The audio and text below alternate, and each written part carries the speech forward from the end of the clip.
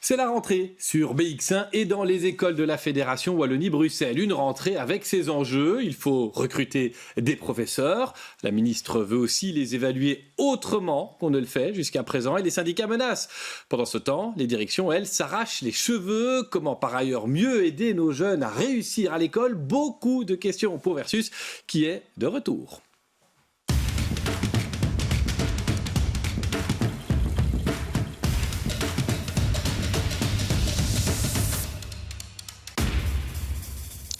Invité cette semaine, Jean-Louis Anquet, bonjour. Vous êtes inspecteur pédagogique à la ville de Bruxelles. Vous avez été enseignant, vous avez dirigé des écoles. On a évidemment beaucoup de questions pour vous, de même que pour Bernard Rubien. Bonjour, vous êtes le secrétaire général de l'UFAPEC, les parents de l'enseignement catholique. On verra aussi quelles sont les attentes et les sentiments des parents d'élèves à l'heure de la rentrée. Joseph Tonon, bonjour. Vous êtes le président communautaire de la CGSP Enseignement. Vous n'êtes déjà plus en vacances. Vous avez d'ailleurs, avec d'autres, déposé un préavis. On verra pourquoi vous êtes prêt à rebattre le pavé. Et puis, parce que ces questions sont politiques, Delphine Chabert, bonjour. Députée au Parlement de la Fédération Wallonie-Bruxelles pour le Parti Socialiste. La rentrée est en train de se faire entre le fondamental, le secondaire. Monsieur Anquet, comment ça se passe à la ville de Bruxelles? On sait qu'un des enjeux, c'est la pénurie d'enseignants. Est-ce que tout le monde va avoir cours de tout cette année?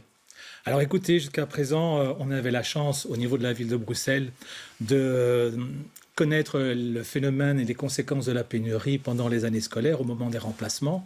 On avait la chance, par une politique de recrutement, d'avoir des équipes complètes à la rentrée scolaire. C'est la première année, malheureusement, où nous nous retrouvons aujourd'hui avec encore 50 enseignants qui nous manquent dans nos rangs. 50 enseignants dans quel domaine? Sur 1800 membres du personnel, quand même. Hein. Donc, relativisons quand même aussi les chiffres. Et d'autre part, principalement dans les matières de langue moderne, néerlandais particulièrement. Aussi dans les cours de citoyenneté, les sciences et étrangement les cours techniques comme mécanique, électricité. On en manque également des techniciens. Et on cherche, vous allez me dire, activement, ou bien il y a des moments où on se dit on n'y arrivera pas et tant pis, il faudra faire ça autrement? Non, on a un service de recrutement, un service ressources humaines qui déploie toute son énergie et son efficacité et les moyens nécessaires pour recruter effectivement. Maintenant, je pense que nous, au niveau de la ville de Bruxelles, en tous les cas, on a une explication sur cette pénurie et sur le fait que cette année, pour la première fois, à la rentrée, nous n'avons pas des équipes complètes. L'explication, c'est? L'explication est pour moi tout simplement le boom démographique. On a dû créer des places supplémentaires parce qu'il y avait effectivement des élèves qui, au moment du primaire, on avait un pic au niveau du primaire qui maintenant, aujourd'hui, est passé au niveau de l'enseignement secondaire. On a donc créé des places supplémentaires, on a créé des écoles supplémentaires et donc il y a vraiment un appel d'air qui s'est fait. Delphine Chabert, on ne le découvre pas, le boom démographique. On le savait, on n'a pas fait ce qu'il fallait? Non, on le savait. Après, je voudrais dire quand même que la question de la pénurie des enseignants, en effet, elle est présente à la ville de Bruxelles, elle est présente à Bruxelles et en Wallonie, mais elle est hélas présente dans le monde entier. Il faut savoir qu'aujourd'hui, c'est l'UNESCO qui nous le dit, on cherche 65 millions d'enseignants. Et donc, on a la même situation en Flandre, on a la même situation chez nos voisins, tous nos voisins au niveau de l'Europe. Donc, en fait, on est face à une vraie question anthropologique qui est que qu'est-ce qui se passe, qui fait qu'aujourd'hui, les jeunes n'ont plus envie d'intégrer cette profession qui est... Moi, quand j'ai fait mes études, c'était extrêmement valorisé. Aujourd'hui, ça n'est plus le cas et donc c'est à ça qu'on doit s'atteler. Et alors, on travaille beaucoup. On a fait, sur la législature, on a lancé plusieurs initiatives. On n'a pas du tout attendu, on savait que ça allait arriver. Hein. C'est quelque chose qui dure depuis des années et qui s'aggrave. Et donc, on a quand même passé 2 décrets. Un premier pour faciliter l'entrée dans le métier des jeunes enseignants pour qu'ils soient stabilisés plus vite. On a fait un autre décret pour avoir un pool de remplacement pour aider les établissements à avoir des profs pour vraiment occuper toutes les classes. Et puis surtout, on fait cette campagne de valorisation du métier, puisque une des raisons, vous avez parlé, Monsieur Anquet, du boom démographique, et on l'a anticipé, on a quand même créé 14 000 places à Bruxelles d'écoles pour faire face à ce boom démographique. Les enseignants, on les cherche. Et je pense qu'une des raisons essentielles à cette pénurie, c'est le manque d'attractivité, le manque de valorisation aujourd'hui du métier. Donc on a lancé des campagnes de valorisation, de promotion auprès des jeunes pour montrer que c'est un métier fabuleux. Donc ce sont des choses. Et dernière chose quand même, on soutient aussi l'arrivée d'enseignants de deuxième carrière. C'est quelque chose qui peut être vraiment utile et important, de faciliter des professionnels qui ont travaillé dans le privé, qui ont travaillé 15, 20 ans, qui ont été un peu au bout du... Je vais me tourner quand même vers Joseph Thonon, parce que vous êtes là comme délégué syndical, vous avez travaillé dans l'enseignement avant de présider la CGSP. C'est pas un métier qui est donné à tout le monde d'être enseignant. Alors quoi, est-ce qu'on peut se découvrir cette carrière-là sur le tard ? Pourquoi pas, mais quand on parle de valorisation, il faut savoir que la valorisation pécuniaire, les années qu'on a passées dans le privé et qu'on voudrait valoriser dans l'enseignement, pour le moment, c'est pas possible. La ministre a fait un geste pour les langues de 5 années. Il y a 10 années dans l'enseignement technique et professionnel, si vraiment on est dans la fonction, mais ce n'est pas ailleurs. Ailleurs, ça n'existe pas. Et donc là, il y a encore du travail à faire si on veut amener des enseignants en deuxième carrière. Mais c'est possible, pourquoi pas ? On l'a vu avec la Sabéna, par exemple. Parce que c'est intéressant, cette idée qu'on peut se relancer dans l'enseignement pour donner du sens à sa carrière, pour découvrir de nouveaux défis professionnels. Monsieur Anquet, quand vous inspectez ces nouveaux enseignants, mais qui ont parfois déjà pas mal de métiers derrière, ils sont bien préparés ou bien il faut un peu plus de fougue de jeunesse pour bien aborder le métier ? Comment vous les sentez, ces gens qui ont été, je sais pas moi, banquiers, fonctionnaires, ingénieurs et qui deviennent profs de maths, d'histoire, de géo ? Écoutez, c'est pas parce qu'on n'est pas enseignant à la base qu'on ne peut pas devenir un excellent enseignant. On en a de très très bons qui sont effectivement en reconversion professionnelle.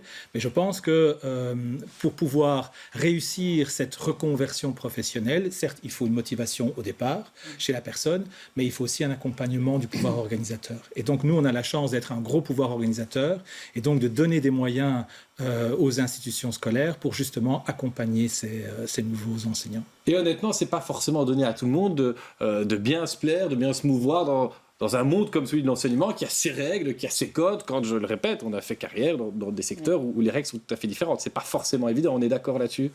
Oui, si ce n'est qu'il peut y avoir d'une école à l'autre, même si on a les mêmes règles, les mêmes fondements, les mêmes bases, on a quand même des philosophies d'école ou des ambiances d'école qui sont différentes.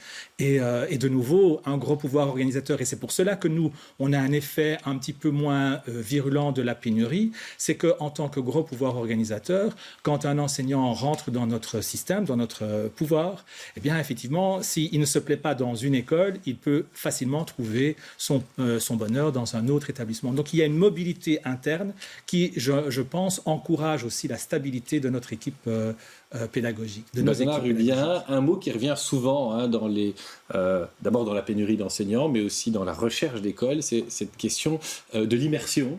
D'abord, vous pouvez confirmer, j'imagine, comme association de parents, que c'est quelque chose qui est très recherché. Est-ce que vous avez le retour que ça fonctionne bien ? Je ne parle pas en termes de qualité d'enseignement, mais est-ce qu'on les trouve, ces professeurs d'immersion ?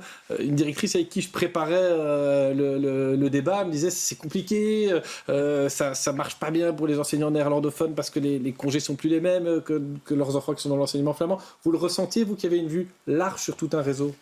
Alors, il est clair que du côté de l'immersion, il y a quelques soucis, notamment avec l'adoption des nouveaux rythmes scolaires en Fédération Wallonie-Bruxelles. On a vu des enseignants flamands renoncer à leur enseignement dans les écoles francophones parce qu'ils n'auraient plus de congés avec leurs propres enfants qui étaient, eux, scolarisés en Flandre. Donc voilà, il y a eu ces questions-là. Il y a dans certaines zones, il y a une forte demande, dans d'autres beaucoup moins, parce que l'immersion, c'est une manière d'entrer dans la maîtrise d'une langue étrangère, d'une autre langue. Mais il est clair que pour les parents qui ont fait ce choix, se retrouver à un moment donné dans des écoles où l'immersion n'est plus possible, ça pose vraiment question. Il faut se méfier, entre guillemets, quand on est parent et qu'on voit école en immersion, il faut oser poser la question à la direction, est-ce que vraiment l'immersion est appliquée ? Il faut en tout cas essayer de s'assurer qu'elle l'est. Oui, c'est pas toujours le cas, Delphine Chavert. Oui, c'est pas toujours le cas, mais en tout cas, moi, je vois à Bruxelles, qui est la région que je connais le mieux, notamment des directions d'école qui remuent ciel et terre pour trouver des enseignants et qui arrivent à les trouver. Donc c'est difficile. C'est vrai que la pénurie touche essentiellement, en fait, le plus, ce sont les enseignants en langue, notamment néerlandophone. Alors après, sur la question des rythmes scolaires, on va aller vers une synchronisation. Je pense que vous avez vu, le débat avance bien et positivement en Flandre. Donc je pense qu'on peut être très optimiste par rapport à ça. Qui ici pense que la Flandre va adopter le même rythme de congé scolaire que l'enseignement francophone? Vous pouvez le dire, ah oui, J'ai envie d'y croire. Vous avez envie d'y croire, côté syndicat? Je suis convaincu que ça va arriver. Mais bien C'est sûr. la meilleure chose qui soit. Voilà, c'est ça. Et ce Donc, discours-là, il existe en Flandre? Oui. Et qu'est-ce que vous Mais répondez bien à ces sûr. parents bruxellois qui ont leur enfant ici à Bruxelles dans l'enseignement néerlandophone? Et on en a eu beaucoup à BX1 qui nous ont interpellés en disant c'est un problème, les politiques auraient dû se parler d'abord. Vous leur dites soyez patients ou Alors les politiques se sont beaucoup parlé, c'est pas faute d'avoir négocié, discuté, argumenté, avoir présenté. On travaille sur ce dossier côté francophone depuis 30 ans. Maintenant, c'est vrai qu'on avait un peu une longueur d'avance. Maintenant, le débat est très très vivant du côté flamand et notamment le responsable de l'enseignement officiel flamand demande cette synchronisation puisqu'il dit c'est bon, on sait très bien que les effets sont positifs pour les élèves, sont positifs pour le système, pour les enseignants aussi et donc c'est vers ça qu'il faut aller. Après, il y aura de la négociation politique en Flandre, mais ça nous échappe à tous ici présents. Je voudrais quand même revenir sur la pénurie d'enseignants. Les jeunes enseignants ont tendance à quitter le métier très vite. Trop vite. Alors, d'une année à l'autre, il y a des statistiques qui sont parfois un peu différentes, mais ce qui m'est revenu en préparant ce débat, c'est qu'il y avait parfois même carrément une espèce de shopping des enseignants qui vont trouver une direction en disant « Ah, mais vous ne me donnez pas un temps plein. Ah, mais je ne peux pas avoir mon vendredi. » Qu'a confirmé, vous l'avez vu à la ville de Bruxelles, vous avez le même retour auprès de vos affiliés? Shopping, je trouve que le mot est un peu fort. Maintenant, il est certain que si vous avez le choix... Jean-Louis Roquet, Pinet du Bonnet. Hein. Moi, j'ai des exemples concrets, effectivement, de personnes, de candidats qui ont refusé, effectivement, des attributions au sein de mon pouvoir organisateur parce que l'horaire ne convenait pas, parce qu'on ne leur donnait pas assez d'heures dans le supérieur et que donc ils avaient une opportunité ailleurs ou plus proche de chez eux. Que je voulais Même sentiment dans l'enseignement catholique? Oui, je pense qu'il y a des difficultés, évidemment, à stabiliser les jeunes. Et en période de manque, c'est clair qu'on peut se montrer un peu plus exigeant. Moi, ce que je voulais dire, c'est le choix du type d'école. Il faut savoir que le métier d'enseignant n'est pas le même suivant l'école où vous travaillez. Ça, je pense que personne ne peut nier. Si vous êtes dans une école avec rien que de l'enseignement général, un peu élitiste, on va l'appeler comme ça, cette école-là n'aura pas trop de problèmes de recrutement. Si vous allez dans une école qualifiante avec du professionnel, avec le marché scolaire tel qu'il est maintenant, et la pénurie, certains enseignants, effectivement, là, vont dire non, je préfère aller dans une autre école. Ça, c'est sûr. Et en Wallonie, dans des régions un peu plus reculées, sud de la province de Namur, Luxembourg, les déplacements sont tellement grands qu'effectivement, on a des enseignants qui refusent. Sur la fidélisation des jeunes, je voudrais quand même poser la question, ceux qu'on voit arrêter, on connaît tous des gens qui ont dit je vais faire un peu l'enseignement peut-être pour voir. Donc ceux-là, on peut s'imaginer qu'un certain nombre vont arrêter. Mais pour fidéliser ceux qui ont voulu être enseignants et qui arrêtent après quelques années, quelles sont les idées de la CGSP enseignement, vraiment pour les jeunes enseignants? Ça, c'est simple. Moi, j'ai la solution. Oui. La solution, c'est tout simplement les conditions de travail où on place ces enseignants quand ils débutent leur carrière. Il faut que chacun se mette dans la tête qu'il faut conserver ces jeunes, les mettre dans de bonnes conditions. Ce n'est pas le cas actuellement. Hein. Mais ce que vous dites finalement, que moi j'entends souvent, en fait, quelques plateaux enseignement à BX1 et singulièrement dans Versus par an, et j'entends quand même souvent, peut-être pas toujours au micro, mais je vous pose la question ici maintenant, que le système des nominations, il est perçu comme injuste, que les jeunes enseignants, tant qu'ils ne sont pas nommés, ils se prennent, on va dire, toutes les crasses, que ceux qui sont nommés, me disait un directeur avec qui je préparais le débat, gros taux d'absentéisme. Et donc, est-ce qu'il n'y a pas là aussi quelque chose qui est un peu injuste? Joseph Tonon n'est pas d'accord, Delphine Chabert, est-ce qu'on peut reconnaître qu'en pratique, parfois, c'est dur? Et donc, on a passé un décret justement pour stabiliser l'entrée dans la fonction de ces nouveaux jeunes ou nouveaux enseignants, parce qu'on peut avoir les enseignants de deuxième carrière qui ne sont pas jeunes mais nouveaux. Mais en fait, je crois que le fond du problème, en effet, ce sont les conditions de travail, mais la difficulté majeure, c'est qu'on arrive dans un environnement où on n'a pas assez de travail collectif. Et donc, la première demande des enseignants, c'est d'être accompagnés, c'est d'être soutenus, c'est d'être suivis, c'est d'avoir du travail collaboratif avec ses collègues, avec sa direction, avec l'ensemble de l'équipe éducative. Et c'est ça qu'on est en train de changer, justement. C'est je voudrais quand même bien jouer, parce que c'est un peu de la provocation à la nomination des enseignants. Vous comprenez bien qu'à dire ça à un syndicaliste sur un plateau, c'est quand même ça que personne ne veut jamais me le dire au micro, mais j'entends des gens dire je le système de nomination, il est injuste pour les jeunes. Le choix des attributions dans une école, il relève du pouvoir organisateur et de la direction. Pourquoi est-ce que la direction irait mettre les classes difficiles aux jeunes temporaires qui arrivent. Ça, c'est C'est pas que les classes difficiles, c'est Oui, les horaires compliqués, pourquoi les pas changements... Pourquoi pas le donner à un nommé? Je ne vois pas la différence. Okay. Ils font tous les deux le même métier. Enfin, D'accord. voilà, Okay. déjà une réponse. La question de l'évaluation des enseignants. Je voudrais qu'on soit assez pédagogue là-dessus, parce que je ne suis pas certain que pour tous les gens qui nous regardent, ce soit toujours clair.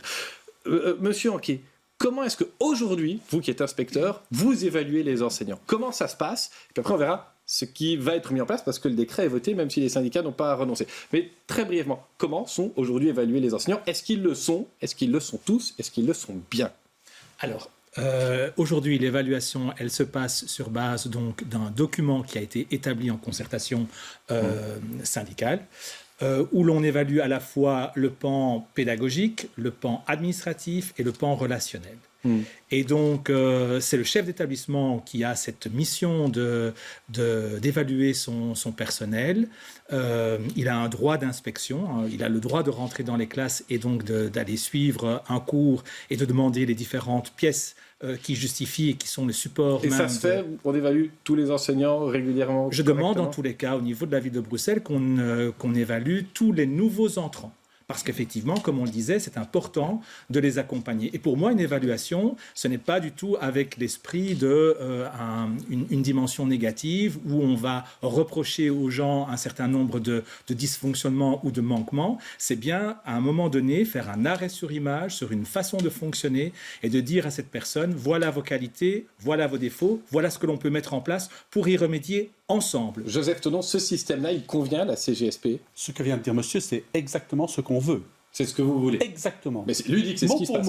Du côté du FAPEC, on trouve des associations de parents, on trouve que ça fonctionne bien, ce système, ou bien vous soutenez l'envie, puis on entendra Delphine Chabert, mais de changer cette forme d'évaluation avec une éventuelle sanction. Vous, je sais que vous allez me dire que des sanctions existent déjà, mais je voudrais entendre les parents là-dessus aussi. Les perspectives développées dans le nouveau décret sur l'évaluation nous semblent tout à fait positives. À la fois, il y a ce volet d'une évaluation formative pour permettre une amélioration de ces pratiques professionnelles et dans tous les secteurs, privés, publics, où on évalue, les personnes évaluées prennent ça comme une chance. Parce qu'en plus, on leur offre des formations adéquates pour répondre à leurs difficultés. Ça, c'est la première chose. La deuxième chose, et nous nous en réjouissons, c'est qu'au bout de tout un processus, on puisse à un moment donné se défaire d'un enseignant qui est complètement défaillant et qui ne cherche pas à l'amélioration de ses pratiques professionnelles. Vous savez, moi, j'ai quand même assez régulièrement des directions qui m'appellent pour me demander si on ne peut pas activer les parents pour faire en sorte qu'un enseignant puisse être dégommé. Malheureusement, il est nommé. Et je parlais à une responsable diocésaine d'un cas, et je ne citais pas le nom, ni même l'école. Elle me dit, tu me parles de monsieur Untel. Ça fait 10 ans qu'on essaie de s'en défaire, il n'y a pas moyen. Qu'est-ce que vous répondez à ça? Là, il y a un cas concret, on ne vise personne. C'est faux. C'est faux? Absolument faux. L'interdiocésaine Je peux donner des exemples, je peux vous en donner des dizaines, où on a mis fin au contrat de travail d'un prof nommé. Donc c'est simplement que le directeur est incompétent et ne sait pas faire son travail. Voilà. Et ça, la réponse est toute simple. rapide à Bernard Rubier là-dessus, puis on entendra Delphine Chabert qui ronge son frein, mais qui vient aussi. On l'écoutera. Maintenant, juste Bernard Rubier là-dessus, vous maintenez que c'est vrai. Moi, j'ai la réalité qui est là et qui m'appelle et qui m'interpelle. Delphine Chabert, la détermination, le décret est voté, la détermination est de le mettre en œuvre.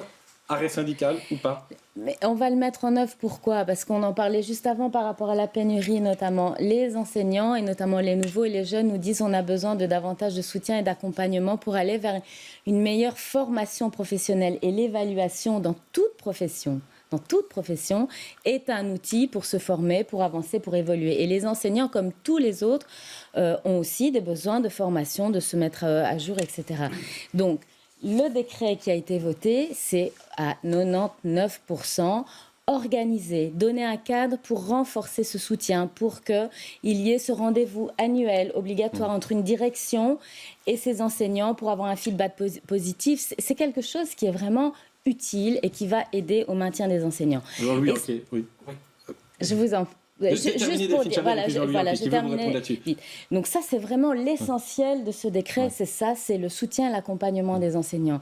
Et alors, il y a une infime minorité, et comme le disait Bernard Rubien, et on a tous des exemples, je suis désolée, Monsieur Tonneau, et c'est normal que dans toute profession, il y ait des personnes qui ne sont pas à la bonne place. Il faut que ces personnes puissent avoir des possibilités de sortie. Et donc, il y a une partie du décret qui prévoit une évaluation sanction. Mais alors, je voudrais juste préciser, Monsieur Guillard et Monsieur Tonneau, vous le savez très très bien, qu'il y a toute une série de balises qui ont été mises en œuvre pour faire en sorte qu'on renforce le maintien des enseignants, pour renforcer les conditions de travail des enseignants. Et vous savez qu'on a envie de tout, sauf que les enseignants partent et de virer les enseignants. Donc on veut tout faire pour les accompagner. Et donc il y a quand même des balises. Il y a quand même des balises qui font qu'il y a des chambres de recours. Il y a un plan de formation qui va être une évaluation négative. À chaque recours, se passe dans des chambres. C'est l'idée qu'à un moment donné, il y ait une sanction définitive qui vous pose problème. Et puis après, on entend M. Anquet qui attend Monsieur sagement. Anquet, mais il peut le répéter, il a bien dit tantôt ce qu'était l'évaluation. C'est quoi évaluer? Mais donc, si la sanction existe déjà, en quoi ça vous embête pour qu'il y ait d'autres sanctions? Un entretien de fonctionnement, oui. Un accompagnement du prof qui ne fonctionne pas bien, oui. Mais si toutes les formations continuées, tout ce qui tourne autour du plan de développement des compétences, il est lié derrière à une sanction disciplinaire, la personne qui va subir, le mot subir est important, qui va subir ce plan de développement des compétences, ça ne va pas aller. Il faut qu'il soit accompagné. Je voudrais entendre lui Monsieur a dit est-ce que votre question est complémentaire? Et comment ça se passe aujourd'hui quand un professeur est évalué? Est-ce que vous avez l'impression que ce monde-là est réceptif ou bien c'est l'idée d'être évalué qui pose problème? D'abord, mon intervention, c'était pour appuyer les propos de Madame, mais on y reviendra peut-être. Il nous reste 4 minutes en avance, vraiment. D'accord. Donc, être concret. Non, donc au niveau de l'évaluation, effectivement, quand on parle d'un rapport à un enseignant, il y a dans sa tête, effectivement, chaque fois, la notion de « je vais être jugé ». Je vais être peut-être condamné, le mot est peut-être fort, hein, mais je vais peut-être être condamné. Or, effectivement, comme on l'a dit, quand il y a des dysfonctionnements, moi, en tous les cas, mon rôle d'inspecteur à la ville de Bruxelles, ce n'est pas systématiquement « ça ne va pas » et donc on prend une sanction. Il y a tout le dispositif d'accompagnement, de formation, il y a un plan d'action, il y a un suivi, les conseillères pédagogiques, etc., qui interviennent au plus près de cette personne. Mais si, effectivement, au bout du compte, la personne est de mauvaise foi ou de mauvaise volonté et que dans une évaluation, et on annonce, on va vous réévaluer ou en tous les cas, on va revenir vers vous dans 1 an, dans 6 mois, etc., pour voir ce que vous avez fait de ces propositions d'action que l'on vous fait aujourd'hui. Et si là, il n'y a aucun changement, si au contraire, il y a des récidives dans des dysfonctionnements, à ce moment-là, moi j'ai annoncé clairement, je dis à ce moment-là, on va vers effectivement une sanction disciplinaire. Très brièvement, et nous sanctionnons. Delphine Chabert, il y a un chemin de négociation encore, de compromis avec les syndicats, ou il va falloir qu'ils comprennent la volonté du gouvernement? De négociation, en tout cas de discussion et d'échange toujours, et la porte de la ministre est toujours ouverte. Vous avez quitté la table des discussions, et l'UFAPEC, et je me retourne, Bernard Hébert, vous demandez aux syndicats de revenir encore? Mais nous demandons, oui, effectivement, aux syndicats de revenir. Vous allez revenir à la table des discussions avec Caroline Désir? Pour ce point, ça ne dépend évidemment pas de moi, mais ça dépend de mes 36 000 affiliés ou 37 000 affiliés. Et vous les sentez comment? Donc il faudra consulter. Pour le moment, donc, nous sommes dans la position de ne plus participer uniquement au comité de concertation du pacte. Ce n'est pas pour ça qu'on rencontre la ministre régulièrement et qu'on a toujours des négociations, il ne faut pas l'oublier, avec le gouvernement. La CGSP n'a pas quitté la table de négociation du gouvernement. Elle a quitté la table du pacte. C'est autre chose. On estime tout simplement que ce décret évaluation a détourné une partie du pacte de son objectif qui était justement d'aider les enseignants au plus possible, sans nécessairement mettre le bâton derrière. Voilà. Bernard Hébert, en 20 secondes, et puis on va passer à l'argument recevable, parce qu'on a dit beaucoup de choses là-dessus, mais ça fait déjà plus de 20 minutes qu'on est ensemble. Bernard Hébert, brièvement là-dessus. Toutes nos institutions ont fait le constat que notre système scolaire n'allait pas, qu'il fallait faire quelque chose. On a signé et on s'est tous engagés dans le pacte en 2017. Nos institutions ont tout signé, dont l'évaluation des enseignants qui était prévue dans l'avis numéro 3. Et donc nous regrettons qu'une partie des syndicats ne soit plus autour de la table, parce qu'en fait, le pacte et l'amélioration du système pour la réussite scolaire de tous les enfants, de tous les jeunes, c'est l'affaire de tous. Ok. Pensez à votre argument recevable. Si vous n'avez pas fait, vous avez le temps du jingle.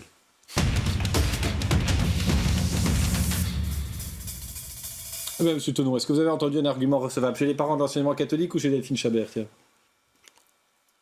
On va commencer par... Un seul, oui. Ben, il y en a beaucoup des arguments recevables. Le meilleur. Que le système éducatif doit évoluer, que l'école soit plus inclusive, qu'on limite le redoublement, eh bien évidemment qu'on est d'accord. Oui. Voilà. Ça, c'est un argument recevable. Jean-Louis Anquet, vous avez entendu un argument recevable quelque part autour de la table? Oui, celui de madame, à savoir que l'évaluation permet à l'enseignant de sortir le nez du guidon et de prendre vraiment le temps pour lui, de mettre en lumière ce qui marche et ce qui ne marche pas. Bernard Rubier, un argument recevable. Allez, chez Joseph Tenon.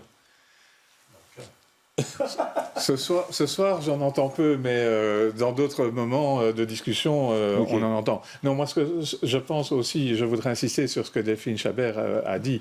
L'évaluation, ce n'est pas pour enfoncer la tête dans l'eau, ce n'est pas pour punir, c'est pour vraiment aider. Et beaucoup de jeunes et de moins jeunes sont en attente de cette aide. Delphine Chabert, je vous oblige, vous devez me donner un argument recevable chez De M. Monsieur Tenon. Oui, obligé. J'y comptais bien. C'est l'esprit. Mais moi, j'entends que la porte n'est pas complètement fermée, qu'il y a une possibilité qu'ils reviennent, en tout cas dans le comité du pacte et dans les négociations. Et donc, je les y invite très, très fortement, puisque je pense que c'est dans l'intérêt de tout le monde, du système éducatif en général et des enfants et des élèves en particulier. Merci à tous les cadres d'être venus échanger ce premier versus la semaine prochaine. Un autre thème et de nouveau beaucoup de questions. Belle semaine.